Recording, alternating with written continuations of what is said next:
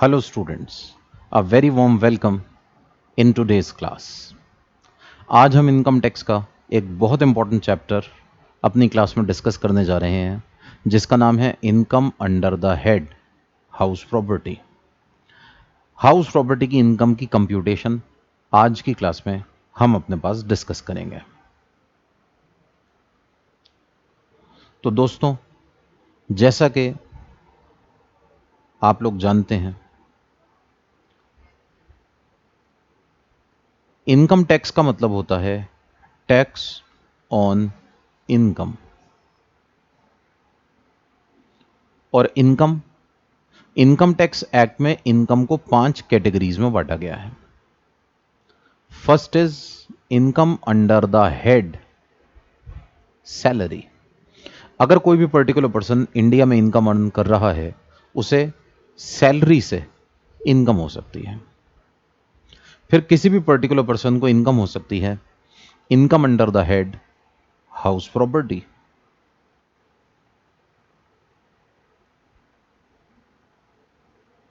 India में income earn की जा सकती है पीजीबीपी से। इनकम अर्न की जा सकती है कैपिटल गेन्स से, और इनकम अर्न की जा सकती है income under the head other sources से। इस तरह से इनकम को इनकम टैक्स एक्ट ने 5 कैटेगरीज में सब डिवाइड किया है। इन पांचों इनकम्स का नेचर अलग अलग है। इसको अर्न करने के लिए किए जाने वाले खर्चों का नेचर अलग अलग है। इसको कवरेज करने के लिए इनकम टैक्स एक्ट के सेक्शंस अलग अलग हैं। जैसे हम सबसे पहले अगर बात करें income under the head salary, इसके बारे में हमें इनकम टैक्स एक्ट के सेक्शन 15 में बताया गया है।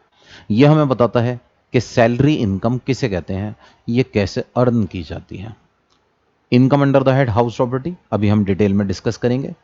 यह इनकम टैक्स एक्ट के सेक्शन 22 में डिफाइंड है, जो हमें यह बताता है कि हाउस प्रॉपर्टी किसे कहते हैं। पीजीबीपी के लिए सेक्शन 28 है। कैपिटल गेन्स के लिए सेक्शन 45 सब सेक्शन 1 है, और other sources has been defined under section 56 of income tax act. आज हम अपनी क्लास में यह डिस्कस करेंगे कि हाउस प्रॉपर्टी की इनकम हम कैसे कैलकुलेट करते हैं। देखिए, जब भी इनकम टैक्स में किसी भी इनकम के ऊपर टैक्स लगाने के बारे में बताया जाता है, तो सबसे पहले हमारे पास हमें उस इनकम की मीनिंग को डिफाइन किया गया है। उस इनकम का मीनिंग बताया गया है। इसे हम बेसिस ऑफ चार्ज कहते हैं। बेसिस ऑफ चार्ज का मतलब होता है कि इस पर्टिकुलर हेड में हमारे पास कौन कौन सी इनकम्स को कवर किया जाएगा। इस पर्टिकुलर हेड में किसी भी इनकम को टैक्सेबल करने के लिए क्या क्या कंडीशंस हमारे पास हमें चेक करनी होंगी। दूसरी बात जो हमें अपने पास किसी भी हेड में पढ़नी होती है, वो होता है method of accounting. Method of accounting मतलब इस पर्टिकुलर हेड की इनकम को कैलकुलेट करने का मेथड क्या होगा। आप हाउस प्रॉपर्टी की इनकम निकालना चाहते हैं, हाउस प्रॉपर्टी की इनकम कैसे कैलकुलेट की जाएगी। और तीसरी और आखिरी बात जो हमें अपने पास पढ़नी है किसी भी चैप्टर को शुरू करने के लिए, वो है मेथड ऑफ कंप्यूटेशन। मतलब इनकम को कैलकुलेट कैसे किया जाएगा। तो इस तरह से हमें अपने पास किसी भी चैप्टर की शुरुआत इन 3 बातों से करनी होती है। तो दोस्तों, आज हम अपने पास यही 3 बातों से अपने चैप्टर की शुरुआत करने जा रहे हैं। और सबसे पहले हम जो अपने पास डिस्कस करेंगे हाउस प्रॉपर्टी में, वो होगा हाउस प्रॉपर्टी का बेसिस ऑफ चार्ज। तो आइए शुरू करते हैं income under the head house property. तो हम सबसे पहले अपने पास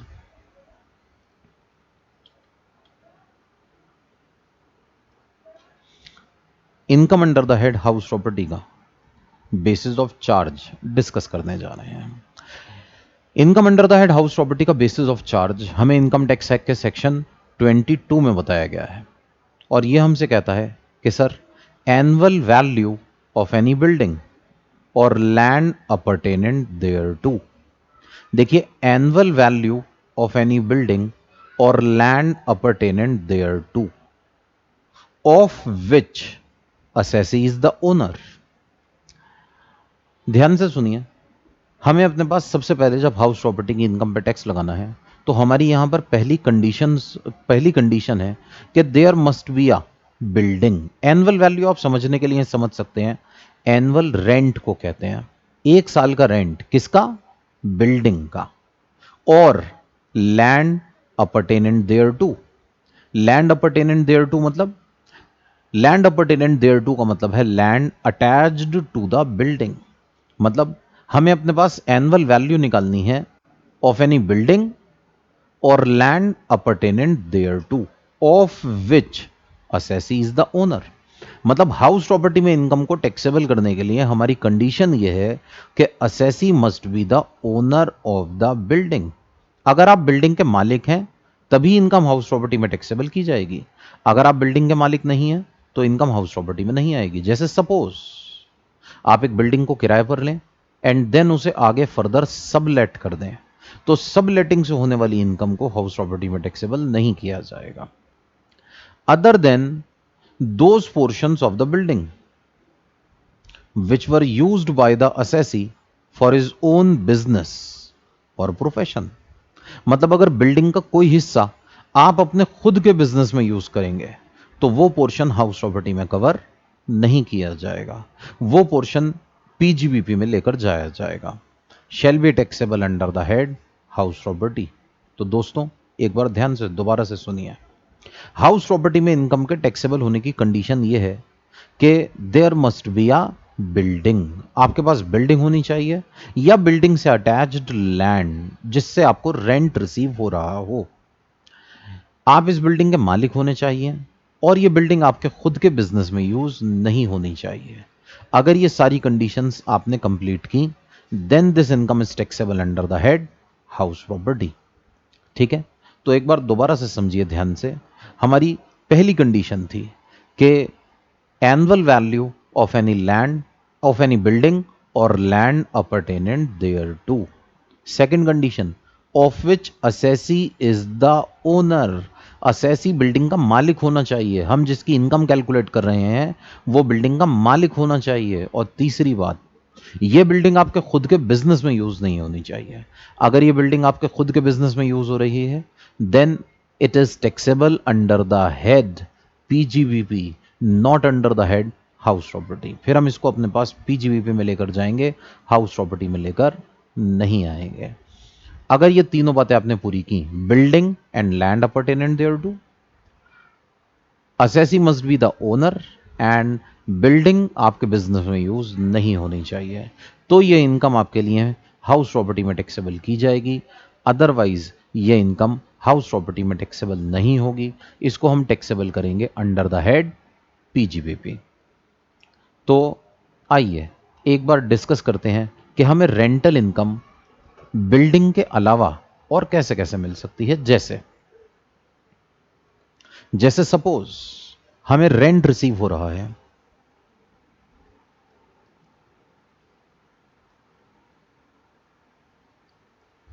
फर्नीचर से,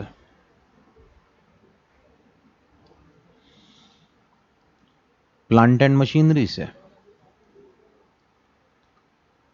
तो सोचिए जैसा भी हमने सेक्शन 22 में डिस्कस किया, क्या यह इनकम हाउस प्रॉपर्टी में आएगी? तो दोस्तों हाउस प्रॉपर्टी की पहली condition, annual value of any building और लैंड अपर्टेनेंट देयर टू। ध्यान से देखिए, furniture and plant and machinery is not building, और क्योंकि यह बिल्डिंग नहीं है इसीलिए यह इनकम हाउस प्रॉपर्टी में नहीं आएगी। तो अब सवाल यह उठता है हाउस प्रॉपर्टी में नहीं आएगी तो जाएगी कहां? देखिए, क्या रेंटल इनकम सैलरी हो सकती है? नहीं, सैलरी जॉब करके मिलती है। क्योंकि यह बिल्डिंग का रेंट नहीं है इसलिए यह हाउस प्रॉपर्टी में नहीं आ सकता। क्या यह पीजीबीपी हो सकता है? आंसर इज यस, यह पीजीबीपी हो सकता है अगर अगर आपका बिजनेस है फर्नीचर को किराए पर देना, लाइक अ टेंट हाउस वाला, उसका काम ही होता है कि वो फर्नीचर किराए पर देता है। ऐसे में हमारे पास रेंटल इनकम ऑफ फर्नीचर पीजीवीपी में कवर किया जा सकता है। कैपिटल गेन का मतलब होता है एसेट को बेचकर, दोस्तों बेचकर होने वाली इनकम, किराए पर देकर नहीं।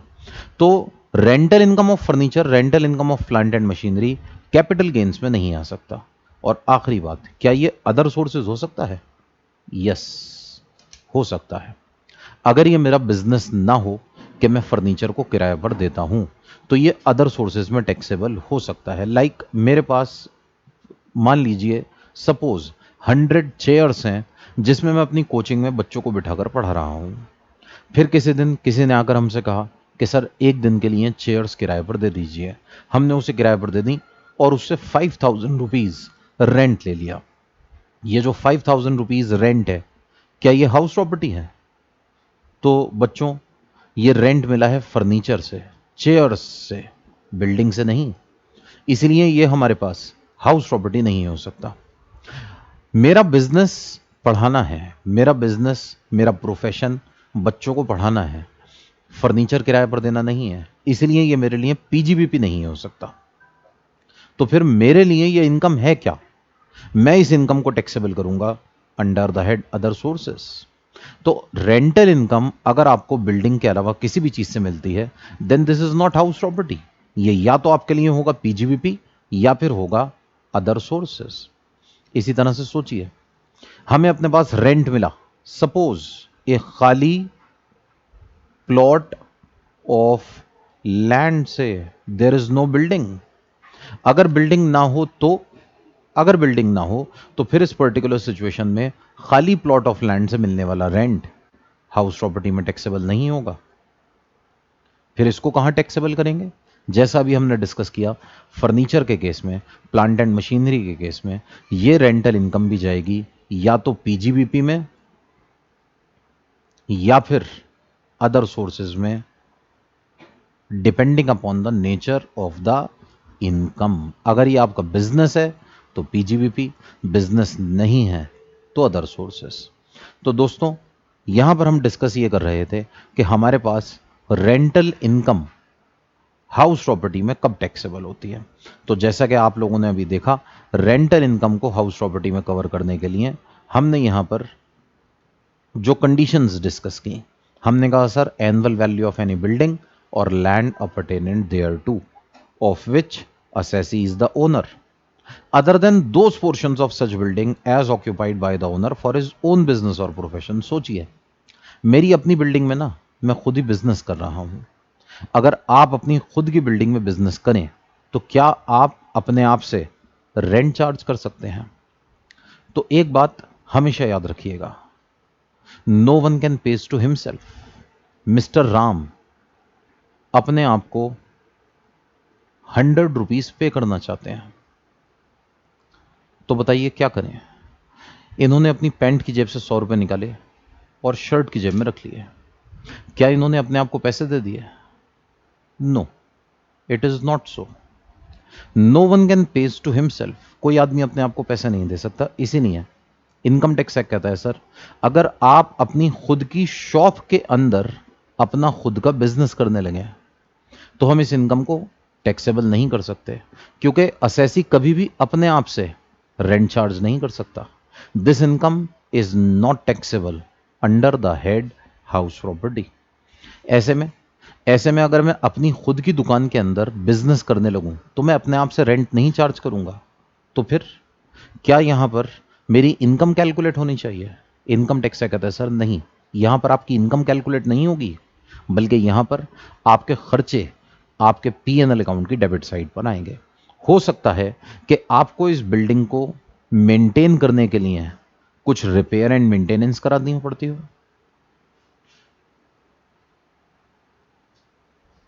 हो सकता है कि आप इसके ऊपर और दूसरे खर्चे करें, लाइक वाइट वॉश। हो सकता है आप इस बिल्डिंग का इंश्योरेंस करा लें। जब बिल्डिंग को यूज करेंगे तो जरूर इसके ऊपर डेप्रिसिएशन लगेगा। इनकम टैक्स एक्ट कहता है सर ये सारे खर्चे हम आपके प्रॉफिट एंड लॉस अकाउंट की डेबिट साइड पर शो कराएंगे। अगर कोई बिल्डिंग आप अपने खुद के बिजनेस में यूज करते हैं तो ये बिल्डिंग हाउस प्रॉपर्टी में नहीं पीजीबीपी में कवर की जाएगी। इसके बारे में हम बहुत जल्दी बहुत डिटेल में डिस्कस करेंगे जब हम इनकम की कंप्यूटेशन के बारे में पढ़ रहे होंगे। तो अभी हम बात ये कर रहे हैं कि जब भी आप अपने पास इनकम की कैलकुलेशन करेंगे तो इनकम की कैलकुलेशन के लिए हमें अपने पास income under the head house property calculate करने में 3 कंडीशंस को चेक करना होगा। सबसे पहले हमें देखना है annual value of any building और land appurtenant thereto of which assessee is the owner other than those portions of building or portions of such building as occupied by the owner for his own business or profession shall be taxable under the head house property। बार बार आपके लिए मैंने repeat किया basis of charge को। मैंने आपको यह बताया कि हाउस प्रॉपर्टी में कौन कौन सी इनकम्स पर टैक्स लगाया जाएगा, लेकिन दोस्तों इसकी 2 एक्सेप्शंस भी हैं। कभी कभी ऐसा होता है कि हम एक बिल्डिंग को किराए पर देते हैं। सोचिए, आप एक बिल्डिंग के मालिक हैं, आप उसे किराए पर देना चाहते हैं। बताइए, आप बिल्डिंग को किराए पर क्यों देंगे? आप सोचेंगे कि बिल्डिंग को किराए पर दिया जाएगा रेंटल इनकम अर्न करने के लिए।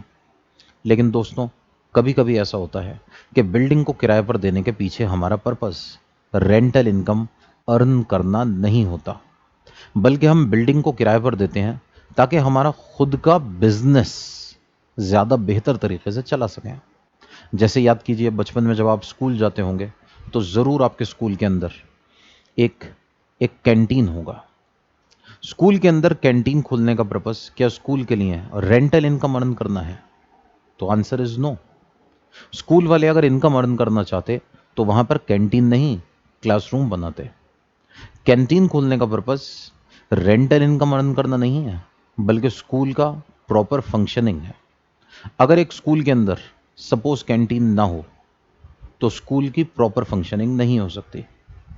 स्कूल के अंदर मान लीजिए 2000 स्टूडेंट्स हैं, स्कूल में रिसेस में बच्चे लंच करना चाहते हैं और कैंटीन अवेलेबल नहीं है, तो फिर बच्चे बाहर जाएंगे।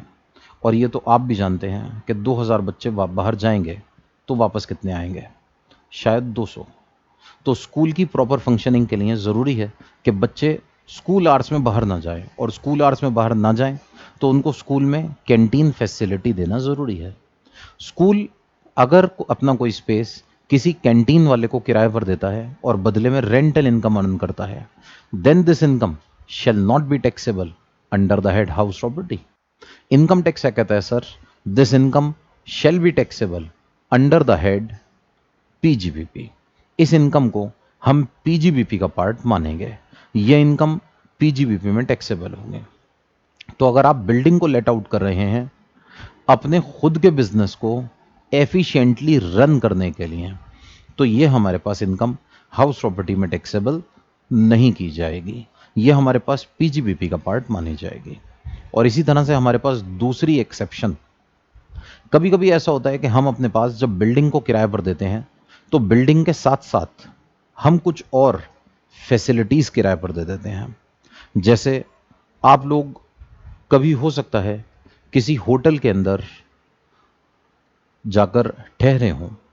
जब हम किसी होटल के अंदर रूम किराए पर लेते हैं तो हम होटल में सिर्फ रूम नहीं, रूम के साथ साथ कुछ फैसिलिटीज भी लेते हैं।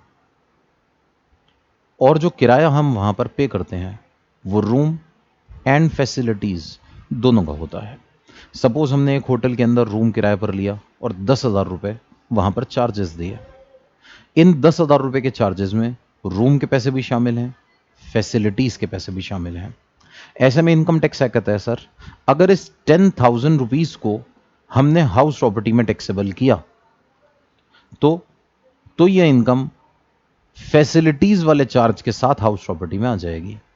इसमें फर्नीचर के पैसे भी होंगे, इसमें हो सकता है खाने के पैसे हों और दूसरी फैसिलिटीज के पैसे हों। यह अमाउंट हाउस प्रॉपर्टी का पार्ट नहीं हो सकता। लेकिन प्रॉब्लम यह है कि मैं रूम के साथ फैसिलिटीज के पैसे सेपरेट करके नहीं बता सकता। आप यह नहीं बता सकते कि होटल के कमरे में फर्नीचर का किराया कितना। इसीलिए इनकम टैक्स क्या कहता है सर? इस इनकम को हम हाउस प्रॉपर्टी में टैक्सेबल ही नहीं करेंगे और ये पूरी की पूरी इनकम आपके लिए चली जाएगी पीजीबीपी में अगर ये आपका बिजनेस है तो, और अगर बिजनेस नहीं है तो then this income shall be taxable under the head other sources. हो सकता है मैं अपने घर में एक पेइंग गेस्ट रख लूं, घर में एक कमरा दूं, साथ में उसे खाना खिलाऊं, उसे कुछ बेसिक फर्नीचर प्रोवाइड करूं, इलेक्ट्रिसिटी की फैसिलिटी प्रोवाइड करूं, एसी लगा दूं कमरे में। ऐसे में this is not my business, ये इनकम टैक्सेबल की जाएगी अदर सोर्सेज में। लेकिन अगर मान लीजिए मैं अपने घर में पेइंग गेस्ट नहीं रख रहा, बल्कि मैंने एक हॉस्टल खोल लिया, उसके अंदर 25 कमरे बनाकर 100 बच्चों को बेड्स किराए पर दे दिया, अब जो रेंटल इनकम आएगी that is taxable under the head PGBP, क्योंकि ये मेरा बिजनेस है कि मैं हॉस्टल के कमरे किराए पर दे रहा हूं। तो इनकम टैक्स एक्ट कहता है कि सर अगर आप अपनी कोई प्रॉपर्टी किराए पर देते हैं और उस प्रॉपर्टी के साथ कुछ सामान किराए पर देते हैं और कंपोजिट रेंट चार्ज करते हैं, कंपोजिट रेंट का मतलब होता है दोस्तों कंबाइंड रेंट। कंबाइंड रेंट मतलब जब हमने अपने पास अपनी प्रॉपर्टी का भी रेंट चार्ज किया और प्रॉपर्टी के साथ साथ हमने अपने पास जो सामान किराए पर दिया उसका भी रेंट चार्ज किया, तो इनकम टैक्स कहता है यह इनकम हाउस प्रॉपर्टी में टैक्सेबल नहीं की जाएगी। इस इनकम को अगर ये आपका बिजनेस है तो पीजीबीपी, अदरवाइज अदर सोर्सेज में टैक्सेबल किया जाएगा। तो in case of composite rent if it is inseparable मतलब हम सेपरेट करके नहीं बता सकते कि बिल्डिंग का रेंट कितना और फर्नीचर का रेंट कितना। या इसी तरह से सपोज हमारे पास एक फैक्ट्री है, हमने फैक्ट्री को किराए पर दिया और फैक्ट्री के साथ साथ कुछ प्लांट एंड मशीनरी जो उसमें प्री इंस्टॉल्ड थी हमने किराए पर दे दी। अगर मैं अपने पास फैक्ट्री और मशीनरी को साथ में किराए पर देता हूं और यह सेपरेट करके नहीं बताया जा सकता कि फैक्ट्री का किराया कितना, प्लांट एंड मशीनरी का किराया कितना, तो अब जो रेंटल इनकम आएगी that is also taxable under the head PGBP अगर ये आपका बिजनेस है, और अदर सोर्सेज अगर ये आपका बिजनेस नहीं है तो।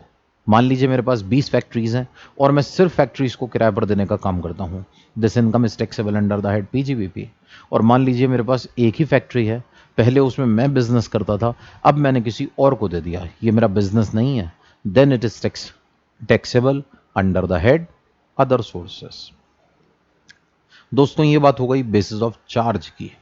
अब हम डिस्कस ये करने जा रहे हैं कि हमारे पास हम जब income under the head house property calculate करेंगे तो हमारा मेथड ऑफ अकाउंटिंग क्या होगा।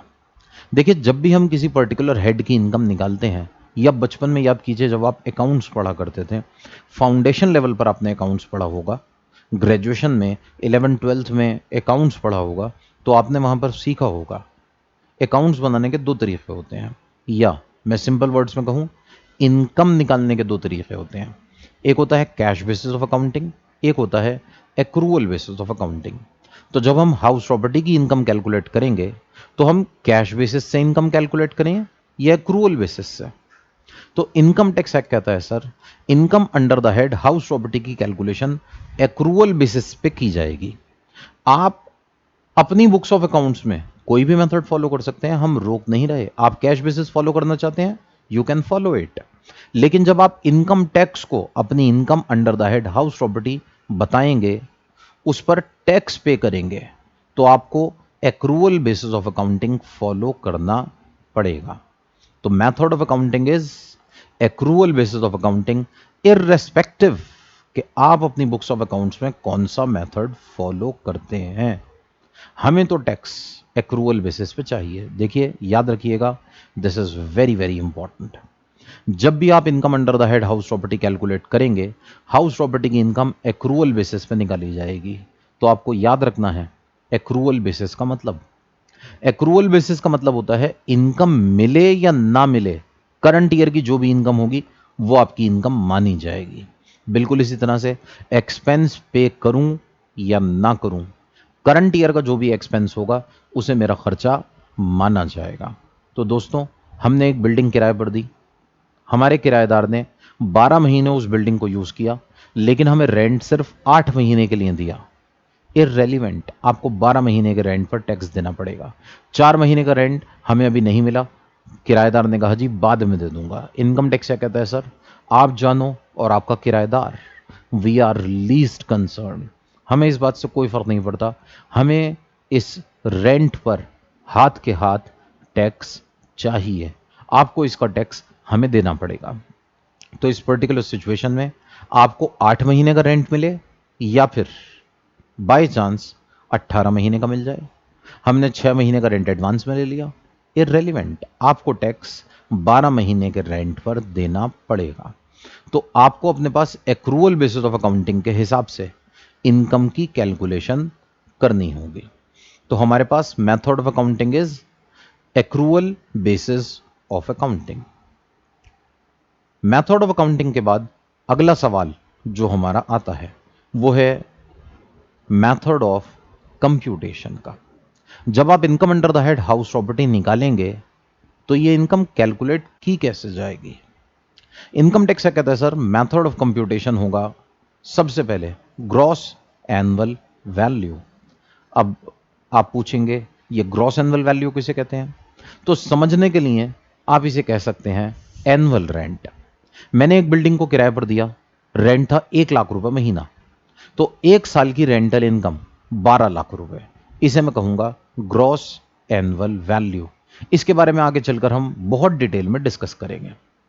अब मान लीजिए 1 लाख रुपए महीना के हिसाब से हमें 12 लाख रुपए का रेंट मिला 1 साल में, ये 12 लाख रुपए ग्रॉस एनुअल वैल्यू हो गई। अब मैं अपने पास अपनी income under the head house property calculate करना चाहता हूं। इनकम टैक्स क्या कहता है सर?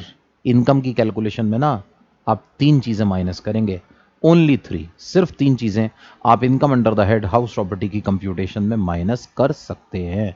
सबसे पहले निकालिए ग्रॉस एनुअल वैल्यू, 1 साल की रेंटल इनकम, फिर आप उसमें से माइनस करेंगे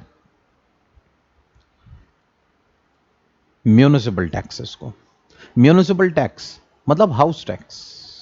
देखिए, हाउस टैक्स को हाउस टैक्स कहते हैं, लेकिन ये हाउस टैक्स का मतलब घर के ऊपर लगने वाला टैक्स नहीं होता। हाउस टैक्स का मतलब होता है इमूवेबल प्रॉपर्टी के ऊपर जो हमसे हमारी लोकल अथॉरिटी टैक्स लेती है। जैसे दिल्ली के अंदर एमसीडी, तो आप हाउस टैक्स जमा कराएंगे, म्यूनिसिपल टैक्स जमा कराएंगे, या प्रॉपर्टी टैक्स आप कह सकते हैं। मान लीजिए मेरी एक प्रॉपर्टी है, मैंने उसे किराए पर दिया, रेंटल इनकम आई 12 लाख रुपए, 2 लाख रुपए मैंने इसके ऊपर टैक्स दिया, तो अल्टीमेटली 2 लाख रुपए तो खर्च हो गए, तो मेरी इनकम बची 10 लाख रुपए। इनकम टैक्स एक्ट इस इनकम को नाम देता है एनुअल वैल्यू का या नेट एनुअल वैल्यू का, एक ही बात है।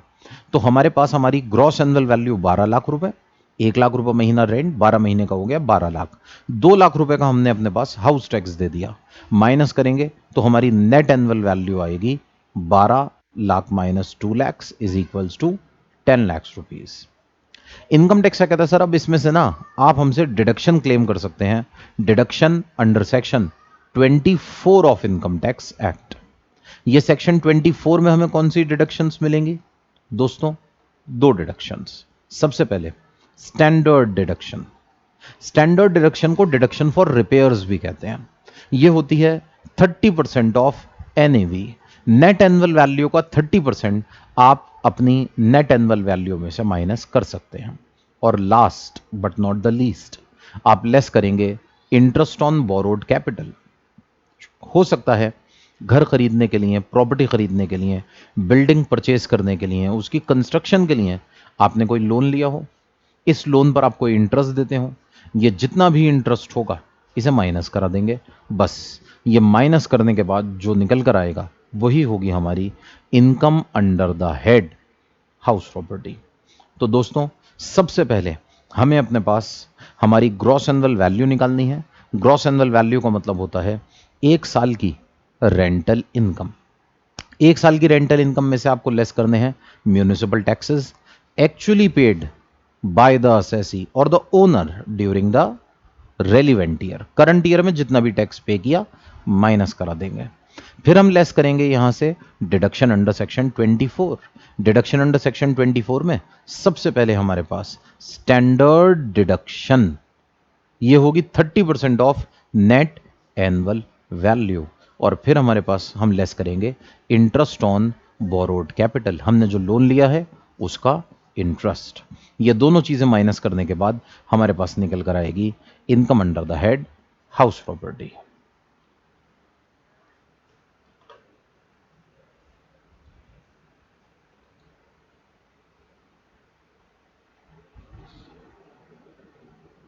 तो दोस्तों इस तरह से ये हमने डिस्कस किया हमारे पास method of computation of income under the head house property. अब हम अपने पास एक एक करके ये बातें डिटेल में पढ़ेंगे।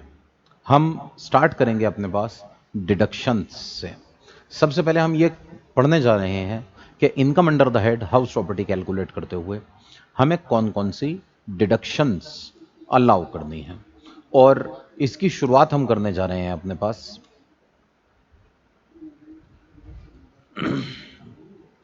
म्यूनिसिपल टैक्सेस से। तो देखिए, जब हम अपने पास income under the head house property calculate करेंगे तो हाउस प्रॉपर्टी की कैलकुलेशन में अभी हमने डिस्कस किया कि हम म्यूनिसिपल टैक्सेस की डिडक्शन अलाउ करेंगे। ये म्यूनिसिपल टैक्सेस की डिडक्शन कैसे दी जाएगी? देखिए, जैसे भी हमने डिस्कस किया, म्यूनिसिपल टैक्स को हम अपने पास हाउस टैक्स या प्रॉपर्टी टैक्स भी कहते हैं। ये हाउस टैक्स या प्रॉपर्टी टैक्स जितना भी आप पे करेंगे टू द लोकल अथॉरिटी, इसकी डिडक्शन आपको income tax act income under the head house property की कंप्यूटेशन में अलाउ करेगा। तो income under the head house property की कैलकुलेशन करते हुए हम ये कह रहे हैं, सर आप जितना भी म्यूनिसिपल टैक्स पे करेंगे, हाउस टैक्स पे करेंगे या प्रॉपर्टी टैक्स पे करेंगे, एक ही बात है, तीनों एक ही चीज़ है, हम उसकी आपको डिडक्शन देने को तैयार हैं। लेकिन हमारी एक कंडीशन है, this tax must be actually paid during the year by the assessee. देखिए, ये बड़ी कमाल की बात है। अभी हमने डिस्कस किया income under the head house property की कैलकुलेशन के लिए हमारा method of accounting accrual basis होता है। आप कोई पेमेंट करें या ना करें, आपको खर्चे की डिडक्शन मिलेगी। लेकिन इनकम टैक्स एक्ट कहता है म्यूनिसिपल टैक्सेस की डिडक्शन सिर्फ और सिर्फ पेमेंट बेसिस पर अलाउ की जाएगी। म्यूनिसिपल टैक्सेस की आपको डिडक्शन दी जाएगी if it is actually paid during the year by the assessee.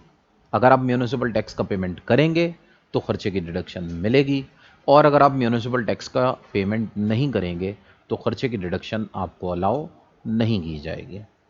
तो इनकम टैक्स क्या कहता है, सर म्यूनिसिपल टैक्स और हाउस टैक्स और property tax levied by the local are levied by the local authority. आपकी जो भी लोकल अथॉरिटी होगी, जैसे दिल्ली में लोकल अथॉरिटी है एमसीडी, मुंबई में है बीएमसी, यह लोकल अथॉरिटी जो टैक्सेस चार्ज करेगी हम आपको उसकी डिडक्शन देने को तैयार हैं।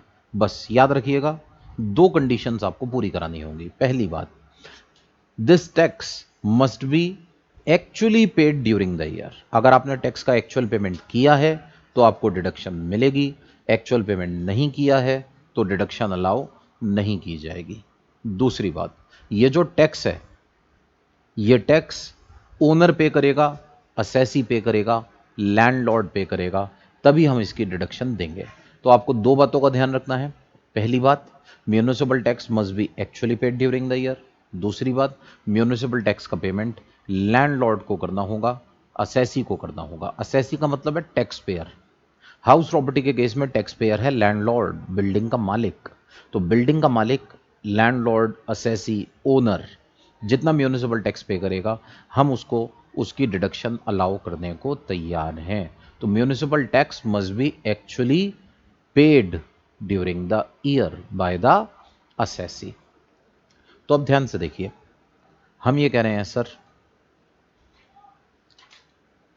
Municipal tax shall be allowed as a deduction in the year in which the liability to pay such tax arises or in the year of actual payment, whichever is later.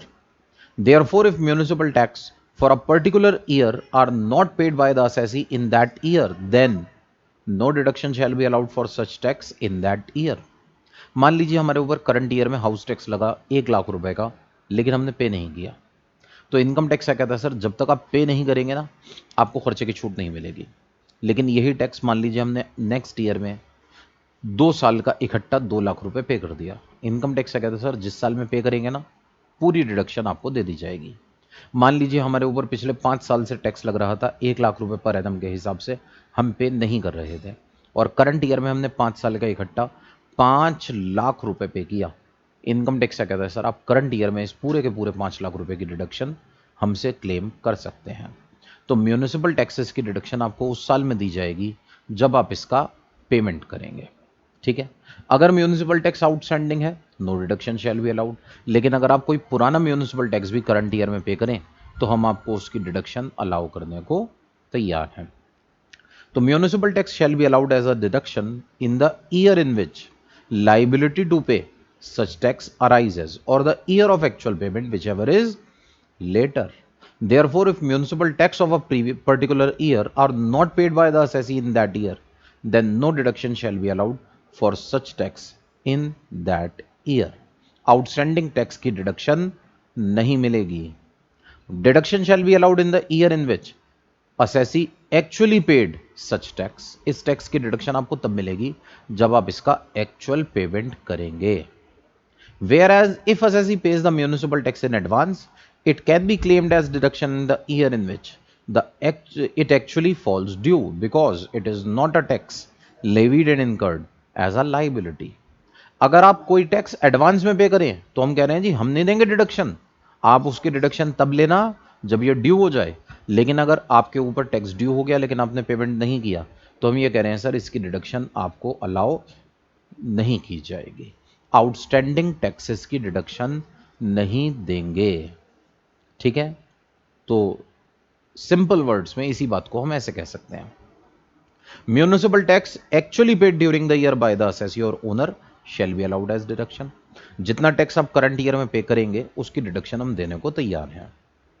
No deduction shall be allowed if municipal taxes are outstanding. अगर ये tax outstanding है deduction नहीं मिलेगी।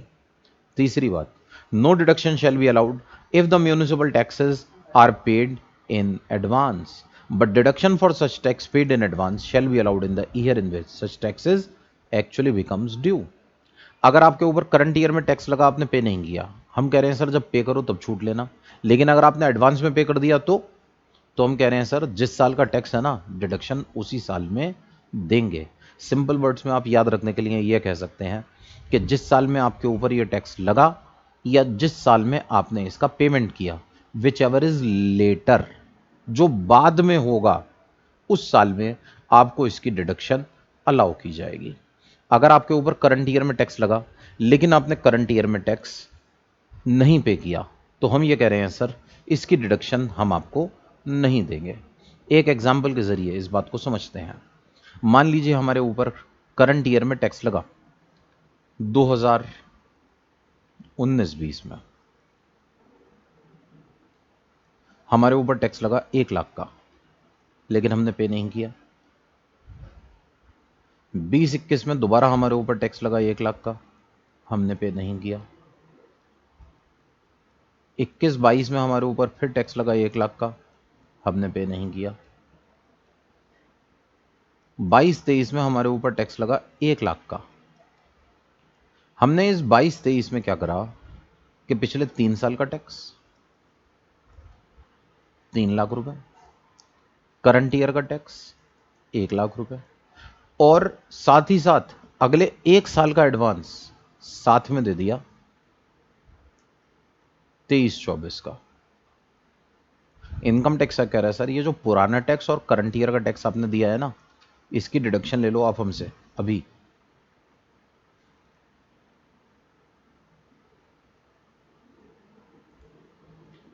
दो 2022-23 में जिस साल में आपने इसका पेमेंट किया, लेकिन ये जो 1 लाख रुपए है ये करंट ईयर में ड्यू नहीं हुआ है तो इसकी आपको जो डिडक्शन दी जाएगी वो डिडक्शन हम कब देंगे?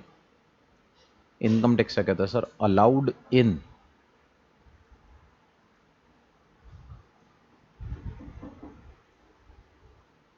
(2023-24).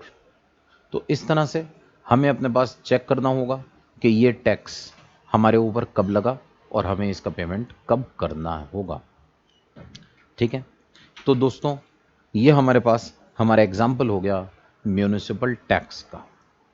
आगे सुनिए इसी का सेकंड पॉइंट ध्यान से। If municipal tax of earlier year is paid by the assessee or owner during the current year, then deduction shall be allowed in the current year, that is the year of payment for such taxes। जिस साल में आप पुराना tax पे करेंगे उस साल में हम आपको डिडक्शन देने को तैयार हैं, जैसा भी हमने डिस्कस किया। अगर आप 2 साल पुराना टैक्स भी करंट ईयर में पे करें तो हम आपको उसकी डिडक्शन करंट ईयर में दे देंगे।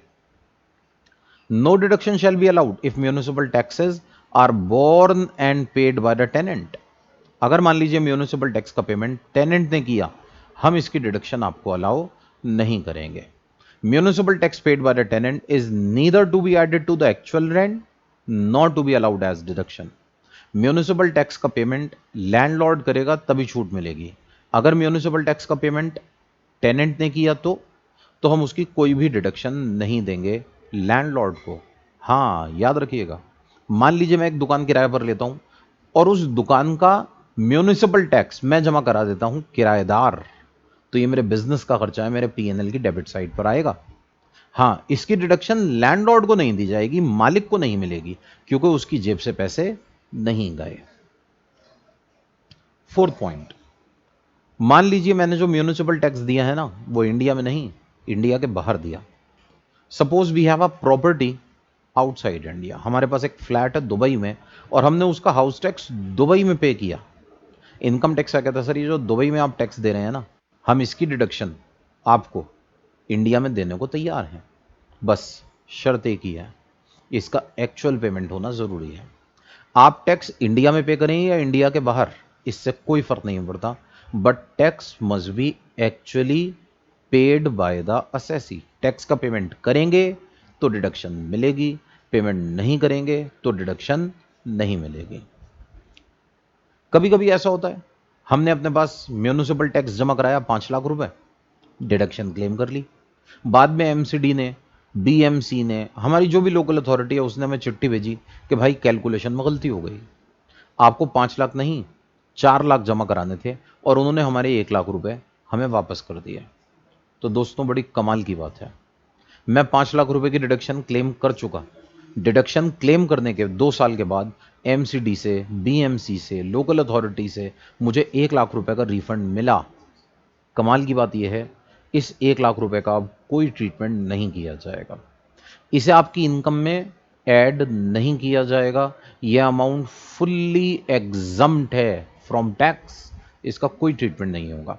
तो refund by local authority of municipal tax paid which was already allowed as deduction in computation of annual value shall not be taxable, shall not be taxable.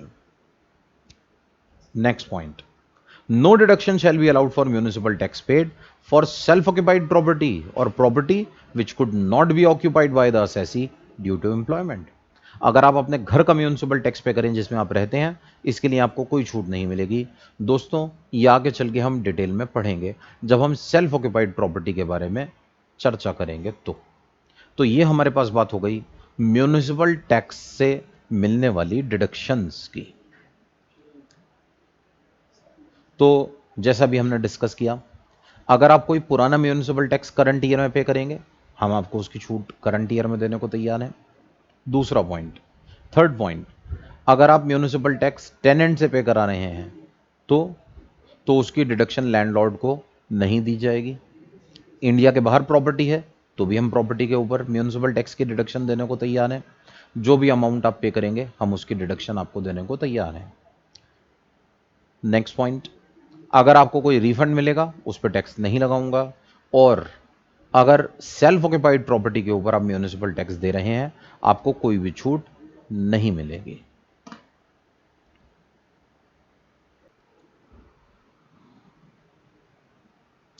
तो दोस्तों यह है हमारे पास income under the head house property में municipal taxes की deduction. अब हम अपने पास डिस्कस करेंगे सेक्शन 24 की डिडक्शंस, जिसमें हमें अपने पास स्टैंडर्ड डिडक्शन और interest on borrowed capital section 24A and 24B discuss करना है। इसे हम कंटिन्यू करेंगे हमारी नेक्स्ट क्लास में। Thank you, have a good day.